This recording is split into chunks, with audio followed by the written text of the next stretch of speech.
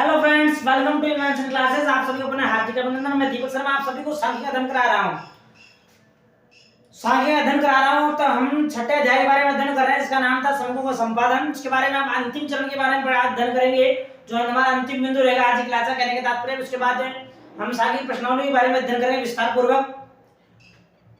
आज का जो बिंदु रहेगा हमारा वो रहेगा द्वितीय समूहों का संपादन। सब विद्यार्थी हेडिंग डाल लीजिए।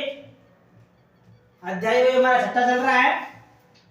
टॉपिक का नाम हमारा द्वितीय समूहों का संपादन। द्वितीय समूहों का संपादन। द्वितीय समूहों का किस प्रकार से संपादन किया जाता है, संपादन के बारे में अध्ययन करेंगे आज की क्लास के अंतर्गत। अध्ययन करने से पहले आप सभी विद्यार्थियों को बता दो, हमारे चैनल को लाइक कीजिएगा, सब्सक्राइब कीजिएगा और बेल आइकन बटन को अवश्य दबाइएगा। ठीक है बच्चों, पुनः हमारे बिंदु पे आते हैं। समूहों का संपादन जो किया जाता है वह सामान्य तौर पर दो प्रकार के रूपों में किया जाता है। यहाँ एक चार्ट के पास समझा देता हूं आपको। समूहों का जो संपादन किया जाता है, समूहों का संपादन जो होता है वह दो रूपों में होता है। मैंने आपको पूर्व में शायद बताया नहीं बताया, मुझे भी थोड़ा है कंफर्म नहीं, लेकिन संपादन दो प्रकार के समूहों के लिए होता है। वो दो प्रकार के समूह कौन से होते हैं बच्चों? दो प्रकार समूह। प्रथम जो होता है प्राथमिक समूहों के लिए संपादन, किसके लिए होता है बच्चों? प्राथमिक समूहों के लिए, प्राथमिक समूहों के लिए संपादन किया जाता है। दूसरा जो भाग बताया है वह हमारा द्वितीय समूहों के लिए संपादन होता है। द्वितीय समूहों के लिए संपादन, समूहों के लिए संपादन। तो संपादन की जो प्रक्रिया अपनाई जाती है वह दो प्रकार के समूहों के लिए अपनाई जाती है बच्चों। इसमें प्रथम जो समूह है हमारा प्राथमिक समूह है, दूसरा जो हमारा बच्चा कौन सा है? द्वितीय समूह है। तो समूहों का संपादन दो प्रकार से किया जाता है। तो प्राथमिक समूहों के संपादन के बारे में हम लोग पूर्व वाले क्लासों में अब तक हम जो पढ़ रहे थे, प्राथमिक समूहों के संपादन के बारे में पढ़ रहे थे कि प्राथमिक समूहों के संपादन करते समय किस प्रकार की दिक्कतें आती, समस्याएं आती, विभ्रम उत्पन्न होते हैं। इन विभ्रमों को किस प्रकार से दूर किया जा सकता है, जांच किस प्रकार से की जाती है, विधियां कौन-कौन सी होती है, माप कौन-कौन सी होती है, इन सभी बिंदुओं के बारे में अध्ययन किया था। तो संपादन दो प्रकार से हो गया बच्चों। ठीक है, आज दोनों प्रकारों में से आज द्वितीय प्रकार के बारे में अध्ययन करेंगे। सामान्य जानकारी द्वितीय समूह के लिए संपादन। तो द्वितीय समूह का संपादन किया जाता है, मींस होता क्या है, संपादन किस प्रकार से होता है, इसमें किस प्रकार की समस्याएं आती है, किन आधारों को, किन बिंदुओं को आधार मानकर समूहों का संपादन हमें करना चाहिए, उन सभी बिंदुओं के बारे में हम आज की क्लास के अंतर्गत जानकारी प्राप्त करेंगे। सभी विद्यार्थी हेडिंग डालिए द्वितीय समूहों का संपादन। ठीक है बच्चों, सामान्य तो डेफिनेशन जान लेते हैं, क्या कहना चाहता है हमारा समूह का संपादन किस प्रकार से होता है। तो देखिए मेरे साथ साथ इसमें कि द्वितीय समूहों का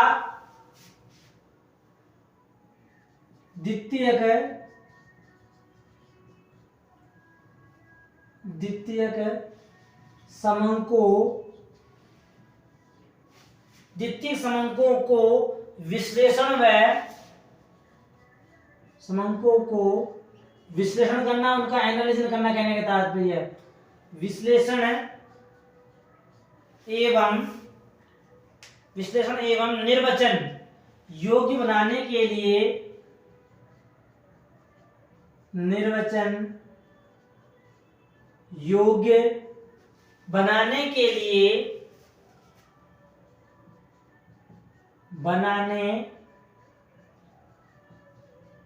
यानी जो द्वितीय समूह होते हैं उन समूहों का विश्लेषण एनालिसिस करने के लिए, उन्हें निर्वचन योग्य बनाने के लिए क्या किया जाता है? बनाने के लिए उनका से तात्पर्य उन समूहों का उनका सही प्रकार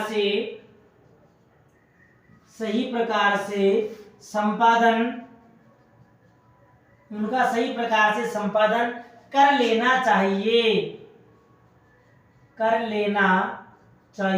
यानी आप चाहते हो कि समूहों का जो संपादन आप कर रहे हो, आपके तथ्यों में किसी प्रकार की विभ्रम उत्पन्न नहीं हो, समस्या आपके सामने नहीं आए, तो आपकी यह जिम्मेदारी बनती है कि समूहों को इस प्रकार से, समूहों का विश्लेषण और निर्वचन इस प्रकार से किया जाए, यानी कि उसमें किसी प्रकार की विभ्रम या त्रुटियां या अशुद्धियां होने की संभावना बिल्कुल भी नहीं रहे।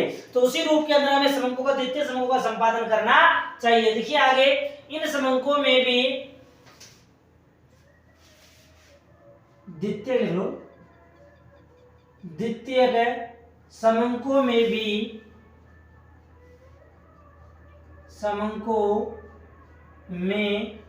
भी त्रुटियां या गलतियां होने की संभावनाएं बनी हुई रहती है।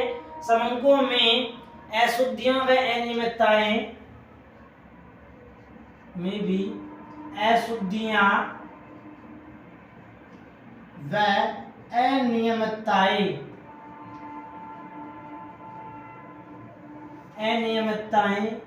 होती है। जो द्वितीयक समंक कौन जो होते हैं, मैंने प्रारंभ जब आपको स्टैटिस्टिक्स का अध्ययन कराया था, जब हमारे समंक वाला चैप्टर 4th अध्याय का जब अध्ययन कर रहे थे, उस समय जब मैंने आप सभी को बताया था कि जो समंक जो होते हैं, द्वितीयक समंक कौन से होते हैं, प्राथमिक समंक कौन से होते हैं।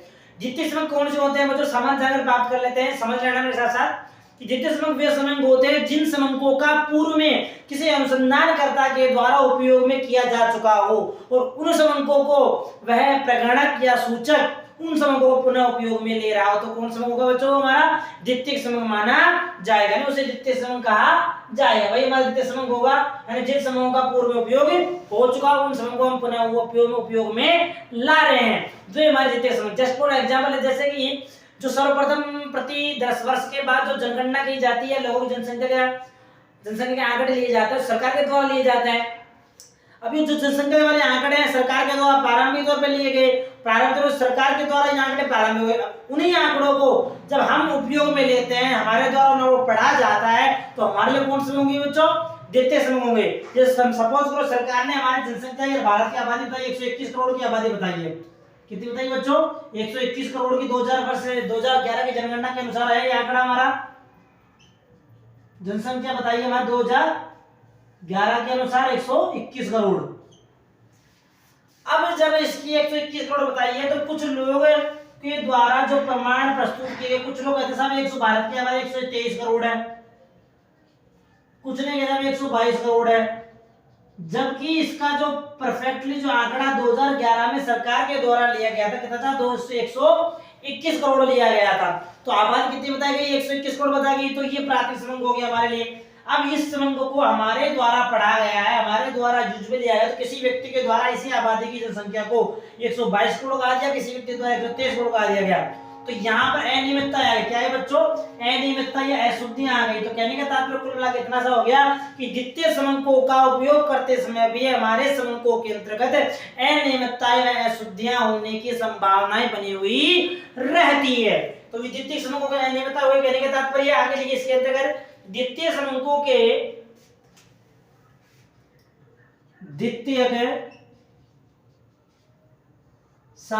के जो हमारे समंक होते हैं, द्वितीयक जो हमारे समंक होते हैं, समंक के बारे में बताया गया है। तो द्वितीयक समंकों के संपादन द्वारा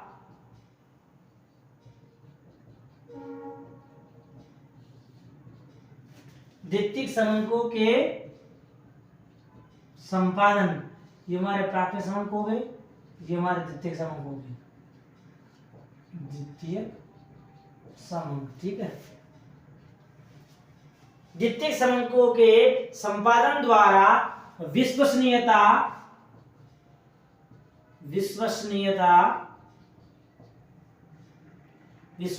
जो कहने का तात्पर्य है विश्वसनीयता, अनुकूलता, वे जो हमारे प्रमाण प्रस्तुत किए गए हैं वे हमारे अनुकूल है या नहीं है, तो अनुकूलता व पर्याप्तता के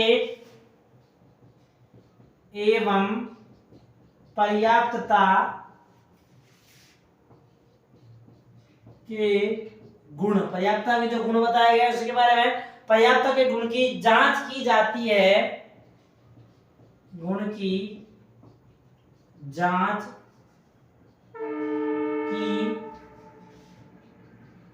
की जाती है कि जो वे गुण हैं उनमें वे गुण उपस्थित है या नहीं, कि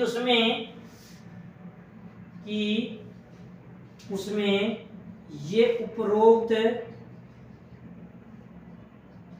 गुण उपस्थित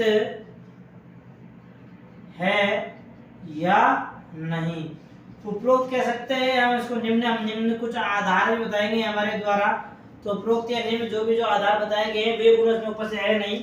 इन सभी बिंदुओं के बारे में जाना जाएगा, समझाया जाएगा। तो ये द्वितीयक समूह समूह बात आता है इन सभी कार्यों के लिए,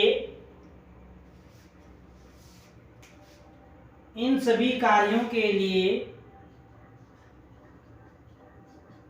इन सभी कार्यों के लिए जो कार्य किए जाते हैं, तो इन सभी कार्यों के लिए सांख्यिकी रीतियों का, सांख्यिकी की जो रीतियां होती हैं, सांख्यिकी की रीतियों का जिन रीतियों द्वारा प्रयोग किया जाता है, सांख्यिकी की रीतियों का सही प्रकार से उपयोग किया जाना चाहिए, उपयोग किया जाना चाहिए। अर्थात उन रीतियों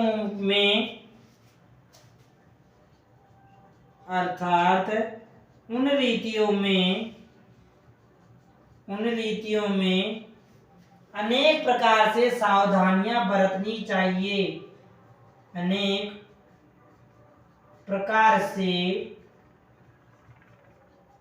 सावधानियां बरतनी चाहिए।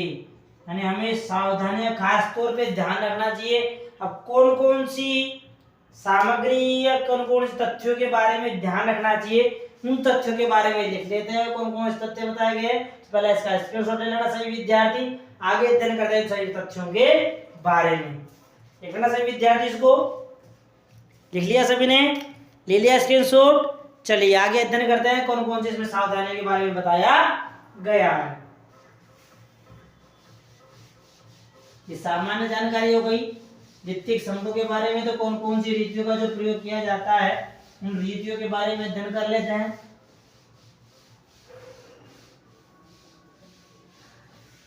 लिखना मेरे साथ साथ द्वितीयक समूहों की, द्वितीय जो समूह है हमारे उन समूहों के बारे में, ठीक है। तो कौन कौन सावधानी बरतनी चाहिए, द्वितीयक समूहों में निम्नलिखित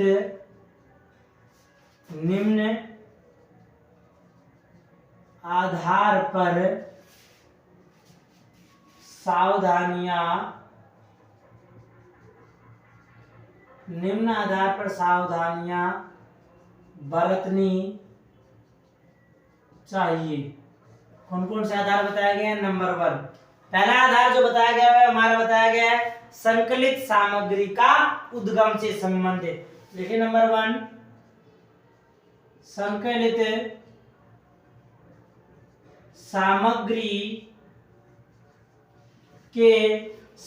सामग्री के उद्गम से संबंधित, यानी जो आपने सामग्री एकत्र की है वे एकत्रित सामग्रियां किससे किस प्रकार से संबंधित है, उससे संबंधित होनी चाहिए। दूसरा बिंदु बताया गया है संकलन, जब समूहों का संकलन किया जाता है, क्या कहते हैं बच्चों, जब समूहों का संकलन किया जाता है तो समूहों का संकलन करते समय हमें किस विधि का प्रयोग करना चाहिए। तो देखिए इसमें संकलन में अपनाई गई विधि का प्रयोग,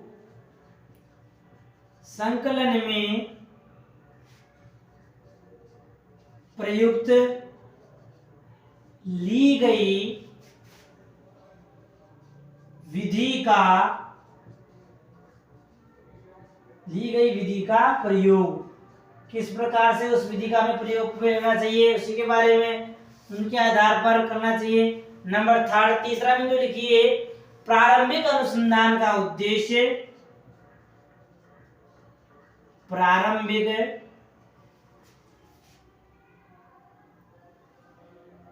अनुसंधान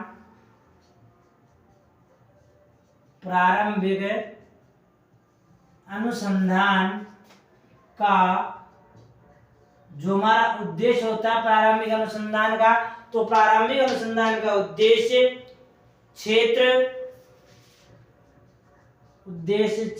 व प्रकृति का ध्यान रखना चाहिए,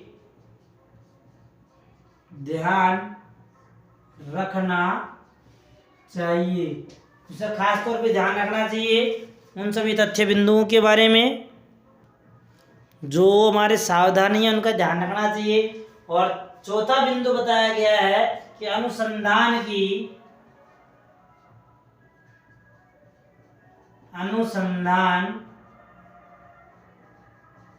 जो टाइमिंग पीरियड की जो अवधि होती है, तो अनुसंधान की अवधि का भी ध्यान रखना चाहिए। अनुसंधान की अवधि कितनी है, उसी समय की अवधि के अनुरूप हमें उन सभी सूचनाओं को समूहों को प्रस्तुत करना चाहिए। पांचवा जो तथ्य बताया, पांचवा आधार बताया गया, देखिए अनुसंधानकर्ता की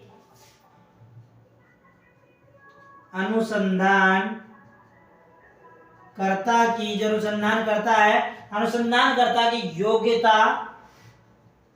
अनुसंधानकर्ता की योग्यता क्या होनी चाहिए, कहने का तात्पर्य उसकी, तो अनुसंधानकर्ता की योग्यता व उसकी जानकारी प्राप्त करनी चाहिए, कि जो अनुसंधान करता है वह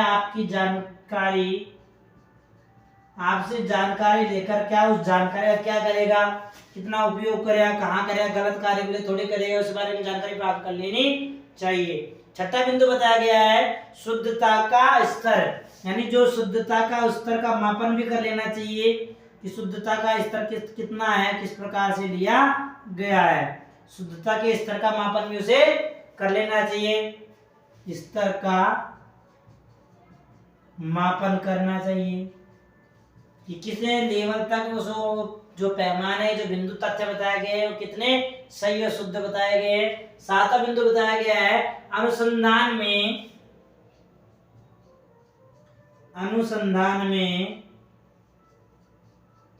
प्रयुक्त ली गई इकाइयां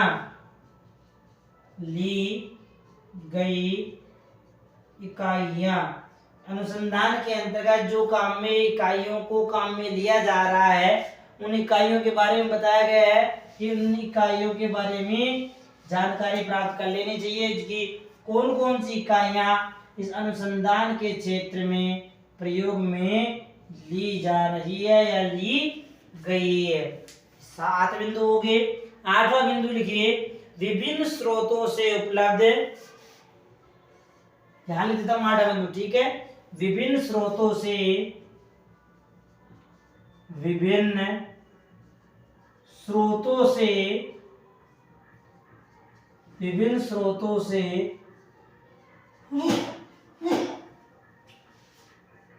उपलब्ध जो आंकड़े विभिन्न स्रोतों में प्राप्त हो रहे हैं, तो विभिन्न स्रोतों से उपलब्ध समंकों का परीक्षण, उनका जांच करना, कहने का तात्पर्य है विभिन्न स्रोतों से उपलब्ध समंकों का परीक्षण, जांच व तुलना कर लेनी चाहिए, यानी उनकी जांच भी कर लेनी चाहिए, उनके साथ तुलना भी कर लेनी चाहिए। ये 8 तथ्य बताए गए हैं। प्राथमिक समूहों का संपादन करते समय इन तथ्यों का हमें खास तौर पर या विशेष तौर पर इन बिंदुओं को ध्यान में रखना चाहिए। अंतिम बिंदु इन सभी तथ्यों के आधार पर कहा गया है कि इन उपयुक्त आधारों पर, इन उपयुक्त आधार जो बताए गए हैं उपयुक्त आधारों पर द्वितीयक आधारों पर द्वितीयक जो सामग्री होती है हमारी, उसके बारे में बताया गया है। उपयुक्त आधारों पर द्वितीयक सामग्री यदि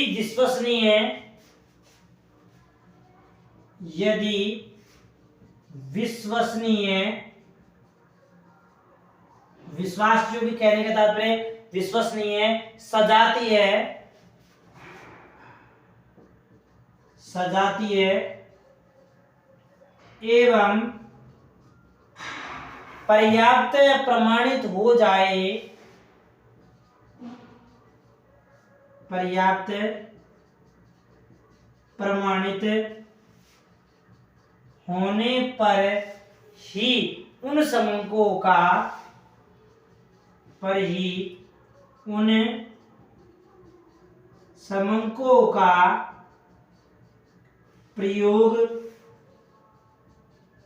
करना चाहिए। यानी पूर्ण रूप से प्रमाणित हो जाने के बाद ही उन समूहों को प्रयोग में लेना चाहिए। यदि वे समूह इन आधारों के आधार पर उपयोग में नहीं लिए गए, जांच नहीं किए गए हैं, तो उन समूहों को प्रयोग में नहीं लेना चाहिए। कुल मिलाकर कहने वाली बात यह है कि समूहों का परीक्षण, जांच, विश्वसनीयता, सजातीयता, इन सब का मापन कर लेने के बाद ही समूहों को अनुसंधान के क्षेत्र में प्रयोग में लाना चाहिए। यदि आपने इस सब तथ्यों के बारे में जानकारी प्राप्त नहीं की है तो समूहों को प्रयोग में नहीं लेना चाहिए। यह आज हमारा छठा अंतिम चैप्टर जो था समूहों का संपादन एवं संभाव्य विभ्रम आज हमारा समाप्त हो चुका है। आगे आने वाली क्लास के अंतर्गत हम प्रश्नावलियों के बारे में अध्ययन करेंगे। छठे अध्याय में जिन जिन बिंदुओं के बारे में पढ़े, प्रश्नावलियों के बारे में विस्तार से अध्ययन किया जाएगा। तो आज के लिए इतना ही। इसका स्क्रीनशॉट ले लेना सभी विद्यार्थी। कुछ पूछना हो कमेंट के माध्यम से पूछिएगा। चैनल को लाइक कीजिएगा, सब्सक्राइब भी कीजिएगा। ठीक है बच्चों, बेल आइकन बटन को अवश्य दबाइएगा। समझ में आ रहा हो तो बताना। ठीक है, लिखना स्क्रीनशॉट 7 बिंदु ये हो गए, 8 इसका ये हो गया। ठीक है, चलिए लेना स्क्रीनशॉट विद्यार्थी इसका। ठीक, ओके।